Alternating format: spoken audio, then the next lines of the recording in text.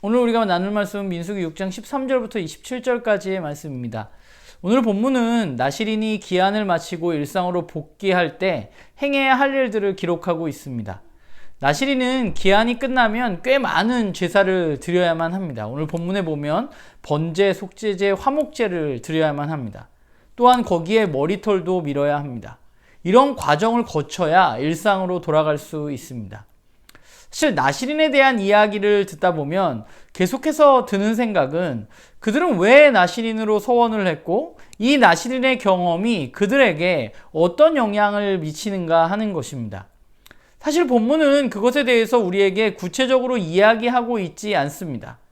그러나 생각해 볼 수 있는 것은 5장, 6장에 이야기되고 있는 진영의 정결이라는 측면에서 이해해 보자면 나시린들은 하나님께 온 진영이 헌신했음을 나타내는 살아있는 상징과 같은 존재가 아니었을까라는 생각을 해봅니다.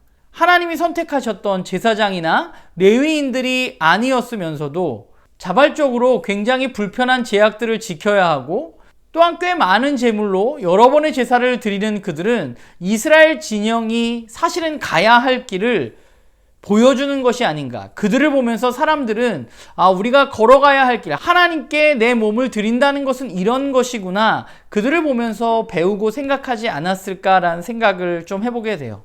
그러면서 이제 진영의 정결이 마무리되는 단락에서 민수기에서 사실 가장 유명한 제사장의 축복이 나옵니다. 하나님은 모세를 통해서 제사장들에게 이스라엘을 향해서 축복하는 방법을 구체적으로 알려주고 계십니다.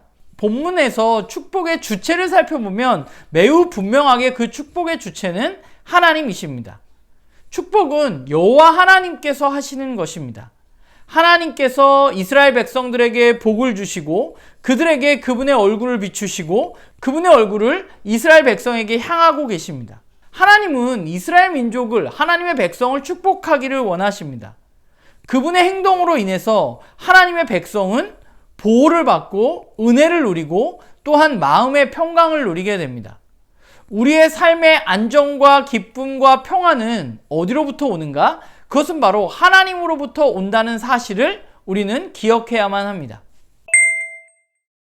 나시린은 사실 예수 그리스도 이후로 살아가는 우리들에게는 제도적으로 별 효력이 없어 보입니다. 왜냐하면 우리는 그리스도 안에서 새로운 정체성이 생겼고 그 정체성은 우리가 하나님을 위해서 우리의 삶을 구별해야 한다는 것입니다. 그런 의미에서 보자면 나시린에 대한 이야기는 예수 그리스도를 주인으로 받아들이는 우리 모두가 전인격적인 삶을 온전히 하나님께 구별해서 드려야만 한다는 이야기를 우리에게 해주고 있지 않나 하는 생각을 해봅니다. 사실 로마서 12장 1절 2절을 보면 너희 몸을 하나님이 기뻐하시는 거룩한 산 제물로 드리라. 그러면서 이 세대를 본받지 말고 하나님이 기뻐하시고 선하신 뜻을 분별하도록 하라 라고 바울은 말합니다.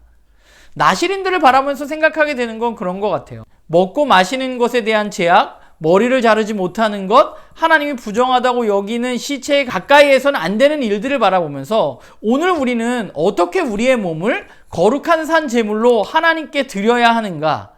우리는 어떻게 이 세대를 본받지 않는 삶을 살아야만 하는가? 우리는 나시린들을 보면서 좀 우리 그리스도인의 삶을 돌아봐야만 한다고 생각합니다.